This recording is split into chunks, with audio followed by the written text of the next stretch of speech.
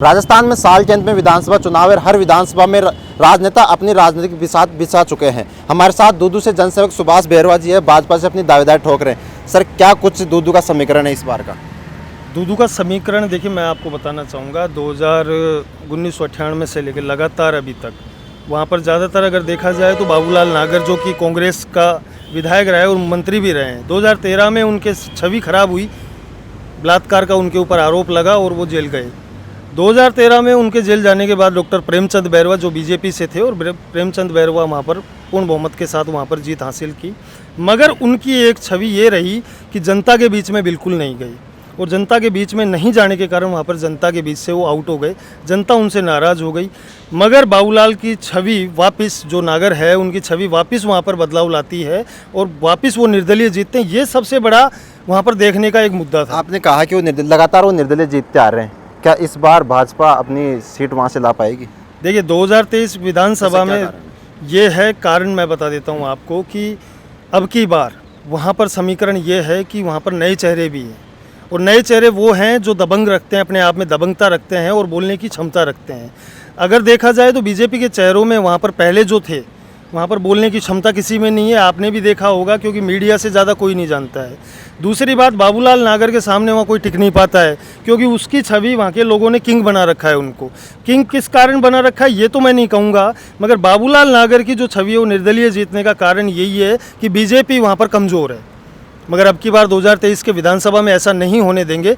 बाबूलाल नागर को बिल्कुल जीरो से हम वहाँ से हरा के ऐसा भेजेंगे और अब की बार 2023 के विधानसभा में कांग्रेस का पत्ता साफ कर देंगे वहाँ से। क्या अगर भाजपा सुभाष बेरवा को वहाँ का प्रत्याशी घोषित करती है तो सुभाष बेरवा दूदू की जनता के लिए क्या कुछ करेंगे?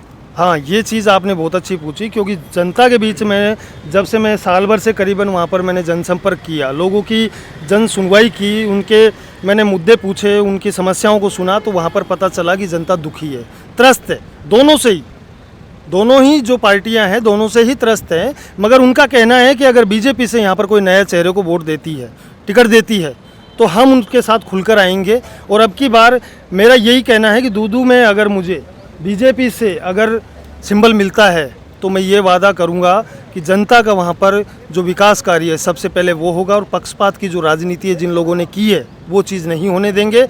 जनता की सेवा करेंगे। जनता के बीच में वहाँ पर सबसे बड़ा सड़क मार्ग की जो दुर्दशा है वो सबसे गंदी है। सड़क मार्ग हर जगह आप जाओ, मौजमाबाद से लेकर आप मंडावरी, मडावरा, इन क्षेत्रों में जाओगे तो सड़क की दुर्दशा इतनी है कि गड्ढे पड़े हुए हैं, 1-1 फीट के गड्ढे हैं, 2-2 फीट के गड्ढे हैं, जिनमें गाड़ियां फंस जाती। मेरी भी गाड़ी फंस गई थी, मगर वहां पर फरियादपुरा के आसपास कुछ लोगों ने मेरी मदद करके वहां से मेरी गाड़ी को निकाला। तब मैंने देखा कि यहाँ पर विकास के नाम पर सिर्फ धोखा हुआ है।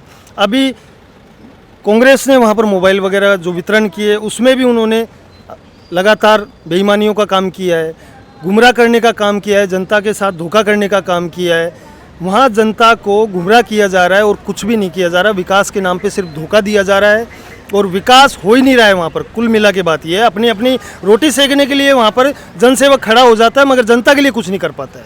आपने कहा कि भाजपा से मैं दावेदारी कर रहा हूँ, आपके सामने भाजपा से पूर्व विधायक रहे प्रेमचंद बैरवा, क्या बीजेपी आपके ऊपर विश्वास जता पाएगी? ऐसा क्या कुछ कारण रहेगा जिससे बीजेपी आपको? देखिए, मैंने साल भर से जनता के बीच में वहाँ पर ग्राउंड पे काम किया और एक पत्रकार होने के नाते भी मैंने सर्वे भी किया है।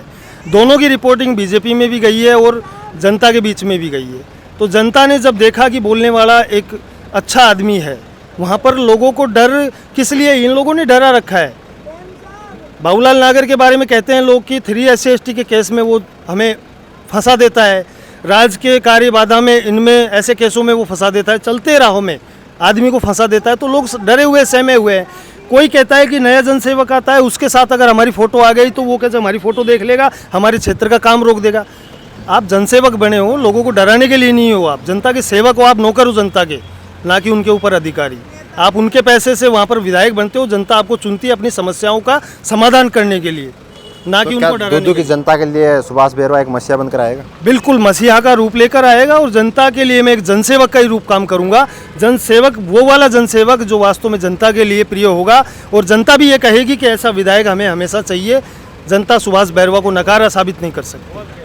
जी, ये थे हमारे साथ दूदू से जनसेवक सुभाष बेरवा, जो कि लगातार कह रहे हैं कि 1 साल से मैं दूदू के जनता के लिए जनसेवक के रूप में काम कर रहा हूँ और आगे भी इसी तरह काम करूँगा। अगर भाजपा मेरे ऊपर विश्वास जताती है तो वहाँ से सीट निकालूंगा और दूदू की जनता के लिए एक ऐसा काम करूँगा कि दूदू की जनता आगे भी याद रखेगी। सेवक कैमरा पर्सन के साथ हमारा समाचार जयपुर।